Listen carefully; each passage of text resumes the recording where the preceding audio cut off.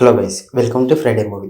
శ్రద్ధా Kapoor and Raj Kumar కీలక పాత్రలు నటించిన మూవీ స్త్రీ 2. ఈ మూవీ అయితే శ్రీ మూవీకి సీక్వెల్ గా వచ్చి భారీ సక్సెస్ అయితే అయింది. ఈ మూవీకి లేటెస్ట్ గా బాలీవుడ్ లో అయితే రికార్డుల మీద రికార్డులు సృష్టిస్తుంది. అండ్ ఈ మూవీ విడుదలైన ఫస్ట్ వీక్ లోనే 300 కోట్లు క్రాస్ చేసి సక్సెస్ఫుల్ గా దూసుకెళ్తుంది. ఈ మూవీ విడుదలైన సెకండ్ సాటర్డే కూడా అత్యధిక కలెక్షన్స్ సాధించిన హిందీ మూవీగా రికార్డ్ అనేది సృష్టించింది. అండ్ ఈ మూవీ రెండో శనివారం 33 కోట్లు కలెక్షన్స్ సాధించి రికార్డు క్రియేట్ చేసింది. అండ్ ఈ మూవీ తర్వాత యానిమల్ మూవీ అనేది రెండో శనివారం 32 కోట్లు కలెక్షన్స్ సాధించింది. అండ్ గద్దర్ 2 31 కోట్లు కలెక్షన్స్ సాధించింది. జవాన్ 30 కోట్లు సాధించింది. అండ్ బాహుబలి 2 26 కోట్లు సాధించింది. కాశ్మీర్ ఫైల్స్ 24 కోట్లు సాధించింది. పఠాన్ 22 కోట్లు కలెక్షన్స్ సాధించింది. అండ్ ఇప్పటికే స్త్రీ మూవీ అయితే బాలీవుడ్ లో కలెక్షన్స్ సునామీ సృష్టిస్తుంది. అండ్ ఈ మూవీ త్వరలోనే 800 కోట్ల మార్కును కూడా టచ్ చేస్తుందని ట్రేడ్ వర్గాల అంచనా. అండ్